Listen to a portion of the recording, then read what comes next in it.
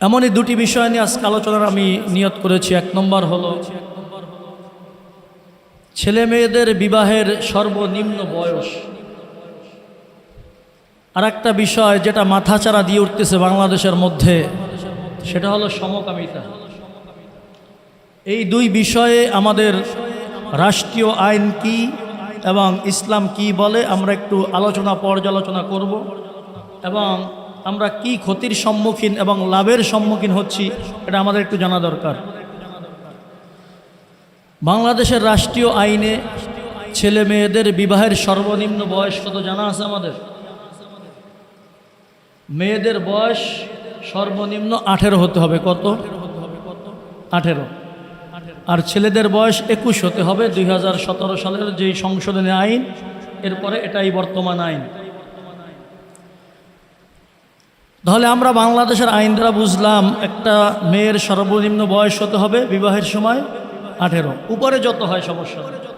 আর ছেলেদের হতে হবে 21। ইসলাম কি বলে, কোরআন ও হাদিস কি বলে?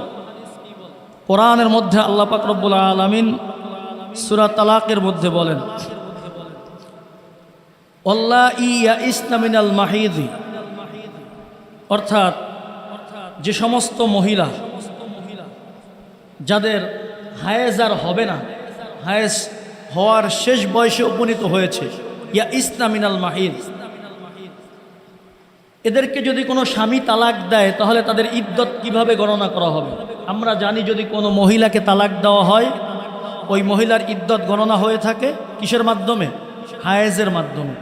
3 হায়েজ যদি অতিক্রম হয় তাহলে তার ইদ্যত শেষ হয়ে যায়। কিন্তু যে সমস্ত মহিলাদের হায়েজ হয় না তাদের ক্ষেত্রে কোরআন বলতেছে, ওয়াল্লাহি ইয়াইসনা মিনাল মাহিদি মিন নিসাইকুম ইনিরতাবতুম ফাইদ্দাতুহুন্না সালাসাতু আশহুর। যে সমস্ত মহিলাদের হায়েজ বন্ধ হয়ে গিয়েছে, তোমরা তাদের ব্যাপারে যদি আশঙ্কায় থাকো যে তাদের আর হায়েজ আসবে না, সেক্ষেত্রে তাদের ইদ্দাত হলো সালাসাতু আশহুর, 3 মাস। কয় মাস বলেন? আর আল্লাহি লাম ইয়াহিদ, এবং ওই সমস্ত মেয়ে যাদের এখনো হায়েজ আসে নাই তথা বালেগ হয় নাই, এদেরও ইদ্দাত হবে 3 মাস। এইটা যদি বুঝি তাহলে এখন একটু বলেন, ইদ্যত হয় যদি স্বামী তালাক দেয় তাহলে যে সমস্ত মহিলারা বার্ধক্যে পৌঁছে গিয়েছে তাদের ইদ্যত 3 মাস, আর যাদের এখনো হায়েজ শুরু হয় নাই তাদেরও যদি তালাক হয় তাহলে তাদেরও ইদ্যত কয় মাস? 3 মাস। তাহলে তালাক হইতে হইলে আগে কি লাগবে? বিবাহ লাগবে। তাহলে এর দ্বারা বোঝা গেল কোরআনও বলতেছে কোনো মেয়ে যদি বালেগ হয়, এই বালেগ হওয়ার আগে তার বিবাহ যদি দেওয়া হয়, এই বিবাহ বাস্তবায়ন হবে। কি হবে? বিবাহ বাস্তবায়ন হবে। বাকি শরীয়ত নাবালেগ ছেলে মেয়েদেরকে বিবাহ দেওয়ার জন্য উৎসাহ দিতেছে না, বিধান বলতেছে। শরীয়তের বিধান হলো যদি কোনো নাবালেগ ছেলে মেয়ে বিবাহ, তার অভিভাবক ওলি, বাবা দাদা না থাকা অবস্থায় বড় ভাই, এরা যদি উপযুক্ত পাত্রের সাথে কুফু, অর্থাৎ ওই মেয়ের জন্য উপযুক্ত যে ছেলে হয় এমন ছেলের সাথে যদি বিবাহ দেয়, বিবাহ সহি হবে। বিবাহ কি হবে? সহি হবে। বাকি এই মেয়েটা সংসারে যাবে কখন? বালেগ হওয়ার পর, এর আগে নিবে না। যখন বালেগ হবে এই মেয়ে, এরপরে স্বামীর ঘরে যাবে। হাদিসের মধ্যে আল্লাহ রাসূল সাল্লাল্লাহু আলাইহি ওয়াসাল্লাম বলেন, মান ওয়ালিদা লাহু ওয়ালাদুন, তোমাদের যাদের কারো সন্তান হয়, ছেলে হোক অথবা মেয়ে, সর্বপ্রথম তোমাদের যে দায়িত্ব সেটা হলো ফাল ইউহসিন ইসমাহু, বাবা মায়ের সর্বপ্রথম দায়িত্ব হলো এই ছেলে মেয়ের একটা উত্তম নাম নির্ধারণ করা, একটা ইসলামী নাম তাকে দেওয়া। ও আদাবাহু, এবং তাকে উত্তম আদব শিক্ষা দেওয়া। কি করা?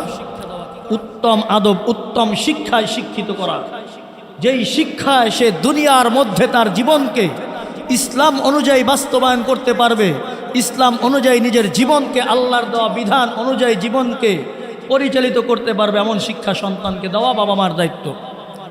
ফাইদা বালাগা ফালইউযাওয়িজহু, যখন এই ছেলে বা মেয়ে বালেগ হয়ে যায় তখন তাদেরকে বিবাহ দিয়ে দেওয়া, এটা বাবা মায়ের দায়িত্ব। বালেগ হয় কত বছরে? স্বাভাবিক বছর হিসাব যদি আমরা করি তাহলে 15 বছরে আর কোনো মেয়ে ছেলে নাবালেগ থাকে না, তারা বালেগ হয়ে যায়। যদিও বা একটা মেয়ে 9 বছরেও বালেগা হয়ে যেতে পারে, একটা ছেলে 12 বছরে বালেগ হয়ে যেতে পারে। বাকি বালেগ হইলেই সাথে সাথে যদি বিবাহ দেওয়া হয়, সংসারও তো বুঝতে হবে, বিবাহটা কি এটাও তো বুঝতে হবে। আন্দাজে বিবাহ দিলে তো আর হবে না। তো জন্য 15 বছর যদি কোনো একটা ছেলে মেয়েকে বিবাহ দেওয়া হয়, সে বালেগ হয়ে গেছে, বিবাহ এটা দেওয়া যাবে, ইসলাম বলে। ফাইন বালাগা ওয়ালাম ইউজাভ্বিজুহু, যদি কোনো ছেলে মেয়ে বালেগা হয়ে যায় আর বাবা মা বিবাহ না দেয়, ফাআসাবা ইসমান, ওই ছেলে মেয়ে এই যৌবনতার তাড়নায় যদি কোনো গুনাহের কাজে লিপ্ত হয়ে যায়, ফাইন্নামা ইসমুহু আলা আবিহি, তাহলে ওই গুনাহের ভাগ তার বাবার আমল নামায় চলে যাবে। নাউজুবিল্লাহ। অর্থাৎ সন্তান বালেগ হওয়ার পর বিবাহের ব্যবস্থা করা হয় নাই, এই সন্তান ছেলে হোক মেয়ে হোক যদি কোনো গুনার কাজে লিপ্ত হয়, তাহলে এই গুনার ভাগ কার আমল নামায় চলে যাবে? বাবার আমল নামায় চলে যাবে। এখন সরকার যে 18 বছর এবং 21 বছর নির্ধারণ করলো, এটা কি সে নির্ধারণ করতে পারে? হ্যাঁ, সরকারের এই দায়িত্ব আছে। সরকার এটা নির্ধারণ কেন করেছে? কারণ হলো, যদি এর থেকে কম বয়সে বিবাহ হয়, তাদের যুক্তি হলো এই সমস্ত ছেলে মেয়ে অতি তাড়াতাড়ি অসুস্থ দুর্বল হয়ে যেতে পারে। একটা মেয়ে যদি এর আগে সন্তান জন্ম দেয়, ওই মেয়ের জীবনের ঝুঁকি থাকে। আরেকটা বিষয় যেটা তারা উল্লেখ করেছে সেটা হলো, ওই মেয়ের বা ছেলের পড়ালেখা বন্ধ হয়ে যাবে, তার কেরিয়ার গড়ার সে সুযোগ পাবে না। এটা খুব ভালো উদ্যোগ, ভালো চিন্তা। ভালো চিন্তা কিনা বলেন? সরকারের এই চিন্তাটা ভালো কিনা? যে ছেলে মেয়ে তাদেরকে যদি আগে বিবাহ দেওয়া হয়, তার পড়ালেখা বন্ধ হয়ে যাবে, তার কেরিয়ার গড়ার সে সুযোগ পাবে না। এই বিষয়গুলি তারা সামনে এনেছে। ছেলে মেয়েটা অতি তাড়াতাড়ি অসুস্থ দুর্বল হয়ে যেতে পারে। এই মেয়ে যদি আগে একটা সন্তান জন্ম দেয়, এই মেয়েটার জীবনের আশঙ্কা হতে পারে। এই যে বিষয়গুলি আমাদের সামনে তারা রাখলেন, এটা খুব ভালো চিন্তা, খুব ভালো বিষয়, ভালো দিক আমাদেরকে দেখিয়েছেন। বাকি সরকার একটা দায় এড়াতে পারে না। সেই দায় হলো, যেহেতু সরকারের পক্ষ থেকে নিয়ম করা হয়েছে 18 বছরের আগে কোনো মেয়েকে বিবাহ দেওয়া যাবে না, এর আগে যদি কোনো মেয়ের বিবাহের ব্যবস্থা করা হয়, তাহলে বাংলাদেশের যত আইন আছে, কোনো আইন যদি বাস্তবায়ন না হয়, এই আইনটাকে আমরা খুব বাস্তবায়ন হতে দেখি। একটা মেয়ের বিবাহের ব্যবস্থা করা হয়েছে, মেয়ে রাজি, ছেলে রাজি, মেয়ের বাবা রাজি, অভিভাবক রাজি, ছেলের অভিভাবক রাজি, কিন্তু সেখানে পুলিশ চলে আসে, ইউনো টিওনো, জেলা প্রশাসক, উপজেলা প্রশাসক, এরা চলে আসে, এসে সবাইকে গ্রেপ্তার করে নিয়ে যাওয়ার জন্য ব্যবস্থা থাকে, থাকেই থাকে না। এবং এই আইন হলো, সর্বনিম্ন তাকে 2 লাখ টাকা কি করা হয়, জরিমানা করা যেতে পারে, এবং 2 বছর জেলে বন্দি করা যেতে পারে এই বাল্য বিবাহ যদি কেউ করে। বাল্য বিবাহের কারণে যদি 2 লক্ষ টাকা জরিমানা হয়ে থাকে, 2 বছর জেলের ব্যবস্থা থেকে থাকে। এখন আমাদের প্রশ্ন হলো, বর্তমান সমাজে আমরা যেই অবনতি দেখতেছি, 6, 7, 8 পড়া মেয়ে, সে বিভিন্ন ছেলের বাড়ির সামনে গিয়ে অনশন করতেছে। তাকে যদি জিজ্ঞাসা করা হয়, মা তুমি এখানে কেন এসেছো, এই ছেলের বাড়ির সামনে আজকে তুমি কেন এসে ধর্ণা দিয়েছ, তার উত্তর হয়, 1 বছর, 2 বছর, 5 বছর যাবৎ এই ছেলের সাথে আমার ভালোবাসার সম্পর্ক, এই ভালোবাসার সম্পর্ক শারীরিক সম্পর্ক পর্যন্ত গড়িয়েছে। সে আমাকে বিবাহের ওয়াদা করে বিভিন্নভাবে ব্যবহার করেছে। আজকে আমি যখন তাকে বিবাহের কথা বলেছি, সে আমাকে পরিত্যাগ করেছে, ছেড়ে দিয়েছে। এখন আমার দাবি হলো, আমাকে যেন বিবাহ করে। দেখা যায় কি যায় না বলেন? সোশ্যাল মিডিয়ায় দেখতেছেন না এমন খবর? আমাদের গ্রামে এখনো দেখি নাই আমরা। বাকি সোশ্যাল মিডিয়ায় খবরগুলো এখন অহরহ দেখা যাচ্ছে কিনা? এটা বাস্তব চিত্র তো নাকি, না অবাস্তব কোনো কথা বলতেছে? তাহলে এখন আমাদের প্রশ্ন হলো, নিয়ম যদি এটা হয় যে 18 বছরের আগে কোনো মেয়ের বিবাহ দেওয়া যাবে না, সরকারি আইন, এই আইনকে আমরা সাধুবাদ জানাই, সাদরে গ্রহণ করেছি আমরা। সাথে সাথে বাংলাদেশের সংসদে যে আইন এখন দরকার, যে আইনটা বাংলাদেশের সংসদে এখন বাস্তবায়ন করা দরকার, সেটা হলো এই 18 বছর পর্যন্ত কোনো মেয়ে অবৈধ কোনো সম্পর্কে জড়াতে পারবে না, এবং এটার জন্য যত ধরনের পদক্ষেপ দরকার সরকারিভাবে বেসরকারিভাবে এই সমস্ত পদক্ষেপ গ্রহণ করা এখন সরকারের দায়িত্ব। ঠিক কিনা? কথা বুঝতেছেন আমার? আপনি আমার মেয়ের কেরিয়ার গড়ার জন্য তাকে 18 বছর বয়স সীমা নির্ধারণ করেছেন বিবাহের জন্য। এই ছেলে মেয়ে যখন বিবাহের পূর্বে বিবাহের স্বাদ পেয়ে যায়, বিবাহের পূর্বে একটা জিনিস যখন আমি খাই নাই কোনো দিন, ওই জিনিসটা আমি যখন খাইলাম না, তখন আমার ওই জিনিসের প্রতি যে আগ্রহ থাকে, ওই জিনিসের প্রতি আমার একটা ভিন্ন আগ্রহ থাকে। একটা ছেলে যদি বিবাহের পূর্বে বিবাহের স্বাদ পেয়ে যায়, ওই ছেলে মেয়ের আর বিবাহের প্রতি আগ্রহ থাকে না, অনীহা চলে আসে। কথা ঠিক না? কথা বুঝতেছেন আমার? একটা গাড়ির মধ্যে লেখা আছে, ওই যে যারা হারবালের ঔষধ বিক্রি করে, ও যুবক তুমি এখনো বিবাহ করতেছো না কেন? যুবক তুমি বিবাহ করো না কেন? এমন দেখেন না হারবালের বিভিন্ন জায়গায় লেখা থাকে, নিচে কেউ কলম দিয়ে লেখা দিছে, ফ্রিতে দুধ পাওয়া গেলে গাবি পালে কে? ফ্রিতে দুধ পাওয়া গেলে, কথা বোঝেন নাই, ফ্রিতে দুধ পাওয়া গেলে গাবি পালে কে? এই কথাটার মানে বুঝছেন? মানে হলো বিবাহের দরকার কি? এত কষ্ট করে স্ত্রীকে ভরণ পোষণ দাও, এত জ্বালা সহ্য করে, এমনি এমনিতে সব কিছু পাওয়া যাইতেছে, তাহলে বিবাহের আর প্রয়োজন কি? তাহলে যদি আমার কন্যাকে রক্ষা করার জন্য, আমার ছেলেকে রক্ষা করার জন্য, তাদের ভবিষ্যৎ কেরিয়ার গড়ার জন্য যদি এটা করা হয় যে আমার সন্তানের নিরাপত্তার জন্য 18 বছর বয়স সীমা নির্ধারণ করলাম, তাহলে অবশ্যই সরকারের আইনে এই নিয়ম থাকতে হবে। এই নিয়ম থাকা দরকার যে 18 বছর পর্যন্ত ওই নারীর সতীত্ব রক্ষা, ওই মেয়ের সতীত্ব রক্ষা কিভাবে হবে, ওই মেয়েটা কিভাবে নিরাপদ থাকবে, এই আইন বাংলাদেশের বাস্তবায়ন করা দরকার। অথচ একটা হাস্যকর আইন কি আপনারা জানেন? বাংলাদেশের একটা হাস্যকর আইন কি জানেন?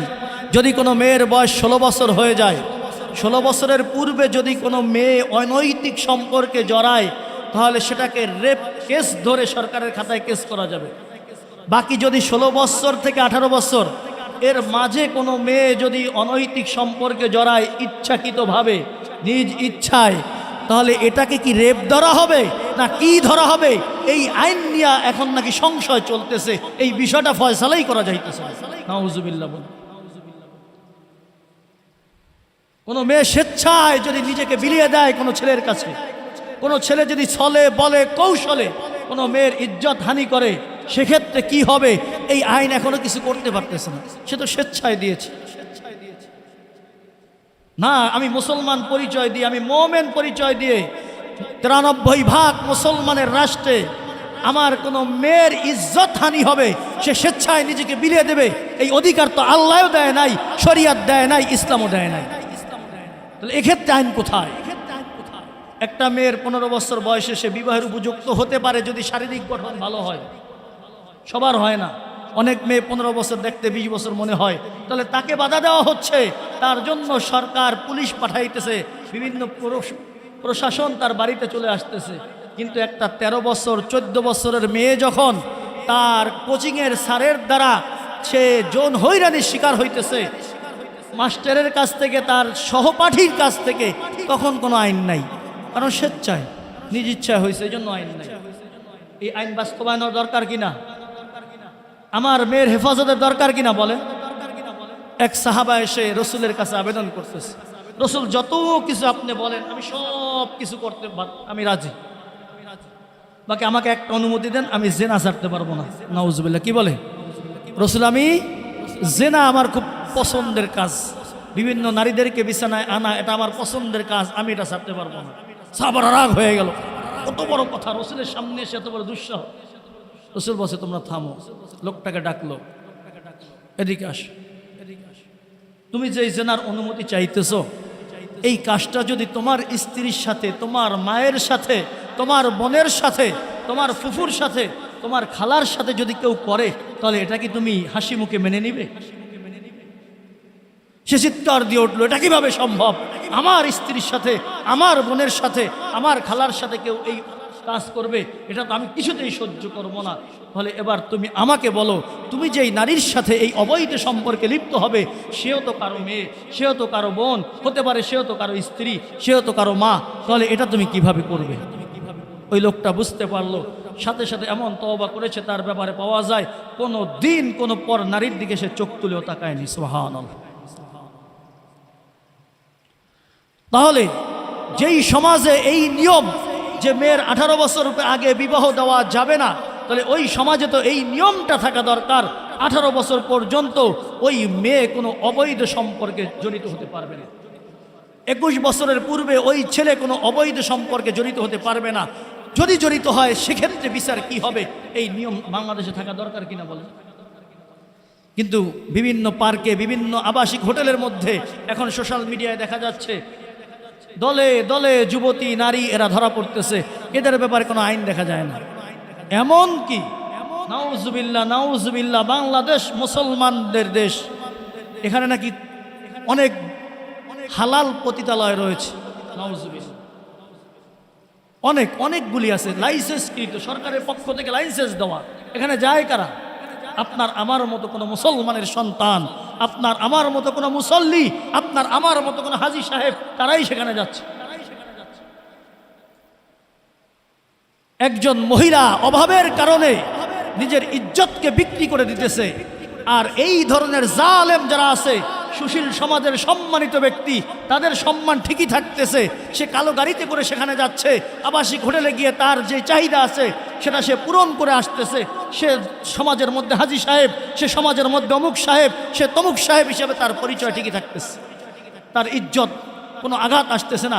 আর এই মেয়েটা পতিতা, এই মেয়েটার বিভিন্ন লকব দিয়ে তাকে ফেলাই রাখা হয়েছে। হচ্ছে কিনা সমাজের মধ্যে? বনি ইসরায়েলের মধ্যে এক লোকের নাম ছিল কিফিল। তিরমিজি শরীফের মধ্যে সহি হাদিস আসছে। এই কিফিলের অভ্যাস ছিল সব সময় মদ পান করা, আর প্রতিদিন একজন নতুন নারী তার সঙ্গী থাকত প্রত্যেক রাত্রে। এবং ওই মহিলাদেরকে সে 50 থেকে 60 দিনার স্বর্ণ মুদ্রা দিয়ে তাদেরকে ভাড়া করত। 50 থেকে 60 দিনার বোঝেন? এই যে 7.5 ভরি স্বর্ণ যেটার উপর জাকাত আসে, এটা হলো 20 দিনার। কয় দিনার? 20 দিনারে 7.5 ভরি আসে। তাহলে 60 দিনারে 3 × 21, 22, 22.5 ভরি স্বর্ণ এক রাতের জন্য মেয়ে ভাড়া করতো। সে কত দাম আসে এবার হিসাব করেন? 22.5 ভরি স্বর্ণের দাম কত? প্রায় 60 লাখ টাকার মতো। কত? প্রায় 50 থেকে 60 লাখ টাকা এক রাতের জন্য সে খরচ করত। এক রাত্রে কোনো এক নারীকে সে ভাড়া করে আনলো। মেয়ে যখন সে তার ইচ্ছা পূরণের জন্য কামরার মধ্যে প্রবেশ করলো, গিয়ে দেখে ওই মেয়েটার শরীর কাঁপতেছে আর কান্না করতেছে। কিফিল বলতেছে, আমি তো তোমাকে জবরদস্তি এখানে আনি নাই, তোমার সাথে আমার চুক্তি হয়েছে, তুমি আমার মন খুশি করবে, আমি তোমাকে বিনিময় দিব। মেয়েটা জবাব দিল, কিফিল আসলে আমি পতিতা নারী নই, আমি এই কাজের অভ্যস্ত নারী নই, আমি একজন সম্ভ্রান্ত মেয়ে, আমার একটা সম্মান আছে, আমি একজন সম্মানিত মেয়ে, শুধুমাত্র অভাব আজকে তোর দরজা আমাকে নিয়ে আসছে, অভাবের কারণে আজকে আমি তোর দরজা এসেছি, এই কাজে আমি অভ্যস্ত এমন না, অভাবের কারণে আজকে আমার এখানে আসতে হয়েছে, আমি খাবার পাই না, এই অভাবের কারণে আজকে তোর দরজা এসেছি। কিফিল তার চোখের পানি দেখে বলল, যা, তোকে যে টাকা দিয়েছি এটা তোর জন্য হাদিয়া, তুই এটা নিয়ে যা, আর আমার জন্য দোয়া করিস, আমি বড় খারাপ ব্যক্তি, আমি বড় নিকৃষ্ট ব্যক্তি, তোর চোখের পানি দেখে আজকে আমি এই মুহূর্তে তওবা করলাম, এই মুহূর্তে তওবা করলাম, আর কোনোদিন শরাবে হাত লাগাবো না, মদের বোতলে হাত লাগাবো না, আর কোনোদিন কোনো নারীর কাছে যাব না। সুবহানাল্লাহ। মেয়ে চলে গেল। ওই মেয়ে যাওয়ার কিছুক্ষণ পরেই কিফিলের ইন্তেকাল হয়ে গেল। সহিহ হাদিস তিরমিজি শরীফের মধ্যে। সমাজের মধ্যে এই ব্যক্তি নিকৃষ্ট ব্যক্তি হিসেবে প্রসিদ্ধ, নেশাখোর, সে মহিলাদেরকে নিয়ে সময় কাটায়, এই হিসাবে সে পরিচিত। এমন ব্যক্তি যদি মারা যায়, তার জানাজায় মানুষ আসবে? ওটা হয়তো ধৈর্য কোনো মতে গর্ত করে এক জায়গায় ফেলাই রাখবে। যেহেতু সে আল্লাহর কাছে তওবা করেছে, যখন সকাল হলো, সকালবেলায় কিফিলের গেটের সামনে লেখা উঠছে, ইন্নাল্লাহা কদ গফারা লিল কিফিল। সুবহানাল্লাহ। ইন্নাল্লাহা কদ গফারা লিল কিফিল, আল্লাহ কিফিলকে ক্ষমা করে দিয়েছে। সুবহানাল্লাহ। এটা লেখার কারণ কি? আখিরাতের বিষয় তো আপনার আমার সামনে গোপন, আমি ওয়ারাইহিম বারযাখুন ইলা ইয়াউমি ইউবআসুন, এই দুনিয়ার জীবন শেষ হওয়ার পরে মানুষের সাথে কি হবে, কার সাথে কি হবে, এর মাঝে রয়েছে এক পর্দা। আমি ওয়ারাইহিম বারযাখুন ইলা ইয়াউমি ইউবআসুন, কিয়ামত পর্যন্ত কেউ জানতে পারে না এই ব্যক্তির ব্যাপারে কি হুকুম। কিন্তু আল্লাহ তার বিষয়কে প্রকাশ কেন করলেন? এই জন্য করলেন, ও দুনিয়ার মানুষ, এই কিফিল ও খারাপ ছিল, ও অপরাধী ছিল, কিন্তু আমার কাছে তওবা করেছে, এমন তওবা করেছে আমি রব্বুল আলামিন তওবা কবুল করে ওকে প্রিয় বানিয়ে নিয়েছি, তোমরাও তাকে উত্তম অবস্থায় আমার কাছে পাঠায়া দাও। সুবহানাল্লাহ। তাহলে ওই ব্যক্তি সময় পায় নাই আমল করার, হয়তো সে তওবার 5 মিনিট বা 10 মিনিট, 1-1.5 ঘন্টা 2 ঘন্টা পরে ইন্তেকাল করেছে, কিন্তু তওবাটা এমন একটা তওবা ছিল যেই তওবার কারণে আল্লাহ তাকে এমনভাবে কবুল করছে, এমনভাবে কবুল করছে, তার বাড়ির দরজার সামনে আল্লাহ লিখে দিয়েছে গায়েবীভাবে, ইন্নাল্লাহা কদ গফারা লিল কিফিল। তাহলে এই আল্লাহ, যে আল্লাহ এই ব্যক্তিকে সম্মানিত করেছেন, আল্লাহর কাছে প্রিয় বানাই নিছেন, এটা মানুষের কাছে প্রকাশ করলেন, ওই আল্লাহর সাথে সম্পর্কের দরকার আছে কিনা? যেই জাতির সামনে কারবালার ইতিহাস, যেখানে হুসাইন রাদিয়াল্লাহু তাআলা আনহু নিজের গর্দান কাটাইলেন, নিজের মাথাটা শুলিতে চড়াই দিলেন, বর্ষার উপর চড়াই দিলেন, যেখানে আহলে বায়তদেরকে হত্যা করে টুকরো টুকরো করা হলো, তাদেরকে পাথরের মধ্যে টানা হেঁচড়া করা হলো, এরা জান এমনি এমনি দিয়ে দিয়েছেন। যেই জাতির সামনে আপনার রাসূলুল্লাহ সাল্লাল্লাহু আলাইহি ওয়াসাল্লামের তায়েফের ইতিহাস, যেখানে রাসূলুল্লাহ সাল্লাল্লাহু আলাইহি ওয়াসাল্লামকে এমনভাবে রক্তাক্ত করা হয়েছে যেই শরীরের ক্ষত রাসূলের ইন্তেকাল পর্যন্ত শুকায় নাই। হযরত আয়েশা জিজ্ঞাসা করলেন, এই ক্ষতগুলা কিসের? বললেন, তায়েফবাসী আমাকে কষ্ট দিয়েছে। যেই জাতির সামনে উহুদের ইতিহাস, যেখানে রাসূল দন্দান এমনি এমনি শহীদ করলেন, এই জাতি আপনি আমি কিভাবে এখনো ওই রাসূলের মহব্বত আপনার আমার অন্তরে জাগে না? এই জাতি কিভাবে এখনো নামাজ না পড়ে থাকতে পারে? এই জাতি এখনো কিভাবে অবৈধ সম্পর্কে লিপ্ত হতে পারে? এই জাতি কিভাবে এখনো সুদ ঘুষ এটাকে গ্রহণ করতে পারে? আপনি আমি বলেন। তাহলে তো এখন আমাদের মনে হয় উচিত হইল এই ইতিহাস মুছে দেই, এটা আমাদের ইতিহাস না বলে অস্বীকার করে দেই। এত সহজ না, এত সহজে আপনি আমি মুসলমান পরিচয় পাইছি এটা মনে করেন না। তাহলে এই দেশের মধ্যেই নিয়ম হওয়া দরকার। আমার ছেলে মেয়ের জন্য আপনি বিবাহের সময়সীমা নির্ধারণ করেছেন, এদের সতীত্ব রক্ষার দায়িত্ব সরকারকে নেওয়া দরকার, ঠিক কিনা বলেন? কিভাবে হবে? আপনি বলতেছেন বিবাহের বয়স 18 থেকে 21, আর সহশিক্ষার ব্যবস্থা করতেছেন, ছেলেদেরকে মেয়েদেরকে একই রুমের মধ্যে একই বেঞ্চে বসায় শিক্ষা দিতেছেন, আর এদেরকে আপনি হেফাজত করবেন, এদের কেরিয়ার গড়বেন। এদের কেরিয়ার গড়ার জন্য আপনি বলতেছেন যে না, আগে বিবাহ দিও না, আগে কেরিয়ার গড়ুক। হ্যাঁ, কেরিয়ার গড়ুক, এটা আমরাও চাই, কিন্তু আমার মেয়ের শরিয়াত যেই অধিকার দিয়েছে তার সতীত্ব রক্ষার দায়িত্ব কে নেবে বলেন? আমার ছেলে অবৈধ সম্পর্কে লিপ্ত হচ্ছে, আপনার সহশিক্ষার জন্য এই কেরিয়ার নামক ধোকায় লিপ্ত হইয়া এদেরকে হেফাজত কে করবে? এই হেফাজতের দায়িত্ব কে নেবে বলেন? সরকারকে এটা নিতে হবে। নাম্বার 2 নম্বর যে বিষয়টা বলতেছি, সমকামিতা। সমকামিতার শাস্তি বাংলাদেশে হলো 10 বছর থেকে 14 বছর। যদি কেউ সমকামিতার কিছু ধরা পড়ে 10 থেকে 14 বছর তার জেল হইতে পারে। আর শরিয়ত বলে, হাদিসের মধ্যে আসছে, যদি কেউ সমকামিতায় লিপ্ত হয় তোমরা দেখো দুটোটাকে পাথর মেরে হত্যা করে ফেলো। তাহলে যেই দেশে 10 থেকে 14 বছর সমকামিতা শাস্তির বিধান আছে, ওই দেশে শাহবাগের মতো জায়গায় গিয়ে কিছু সমকামিতারা দাবি করে আমাদেরকে এই অধিকার দিতে হবে, আমাদের ইচ্ছা, আমাদের স্বাধীনতা আমাদেরকে এটা দেয়, আমরা স্বাধীনতা চাই, আমরা মন চাইলে সমকামিতা লিপ্ত হব। নাউজুবিল্লাহ বলেন। প্রশাসনের সাথে তারা বাকবিতণ্ডা লিপ্ত হইতেছে। দেখেন না সোশ্যাল মিডিয়ায় কিছু কুলাঙ্গার, কিছু হতবাগা, ওদের বাবা মা কোথায় আল্লাহই ভালো জানে, এই হতবাগাগুলি শাহবাগে গিয়া সমকামিতার দাবি করতেছে বাংলাদেশের জমিনে। তাদেরকে তো গ্রেপ্তার করা হচ্ছে না। কেন গ্রেপ্তার করা হচ্ছে না? আইন আছে 10 থেকে 14 বছর, তাদেরকে গ্রেপ্তার করেন, গ্রেপ্তার করা হচ্ছে না। তাহলে আমরা কি বুঝবো? এদের পিছনে কিছু ইন্ধনদাতা আছে, কিছু সরকারি লোক এদের পিছনে আছে, যাদের হাত আছে, যারা তাদেরকে আন্দোলন করার জন্য শাহবাগে ওই জায়গায় তাদেরকে যাওয়ার জন্য সুযোগ দিতেছে। মাত্র গুটি কয়েক তো, 20, 25, 30 জনই তো। এদেরকে ধরে আপনি জেলেবন্দি করেন, ওদেরকে প্রকাশ্যে শাস্তি দেন, বাকি যারা আছে সব সোজা হয়ে যাবে। কিন্তু হচ্ছে না। কেন হচ্ছে না? কারণ কি? তাহলে বোঝা যাইতেছে এই বাংলাদেশকে নিয়ে এক বড় চক্রান্ত চলতেছে। মুসলমান দেশ, মুসলমানরা ভালো থাকুক, এটা ইহুদি খ্রিস্টান এরা চায় না, এরাও চায় আমাদেরকে তাদের মতো বানাইতে। আমরা যেই ইজ্জতের সাথে জীবন যাপন করতেছি, আমরা এই দাবি করি যে না, বিবাহের আগে মুসলমানের সন্তান হয় না, বিবাহের আগে মুসলমানের সন্তান হয় না। তোমাদের ধর্মে হয়, তোমাদের দেশে হয়, কিন্তু বাংলাদেশে বিবাহের আগে সন্তান হয় না। এই যে আমরা দাবি করি, গর্ব করি, আমরা গর্ব করে বলতে পারি, এই গর্ব নষ্ট করার জন্য আজকে আমাদের বাচ্চাদেরকে এই ধরনের কাজে লিপ্ত করা হচ্ছে।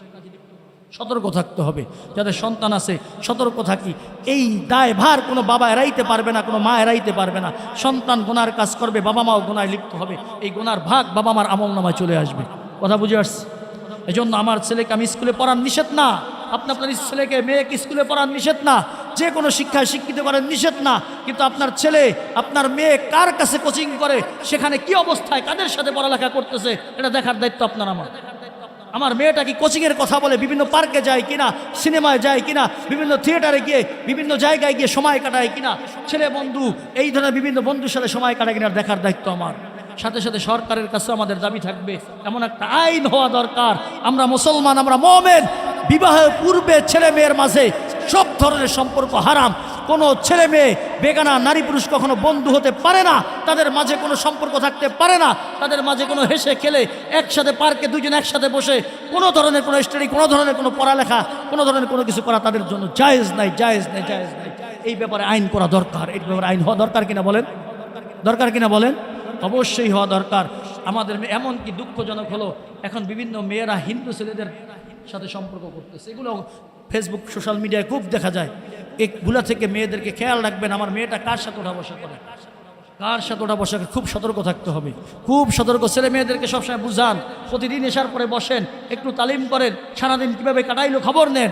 এই দায়ভার এড়াইতে পারবেন না, পরে চোখের পানি থাকবো না, কান থেকে চোখের পানি শেষ হয়ে যাবে। আল্লাহ আমাদের সবাইকে হেফাজত করে, সকলে বলে আমিন। ও আখির দাওয়ানা আলহামদুলিল্লাহ রাব্বিল আলামিন।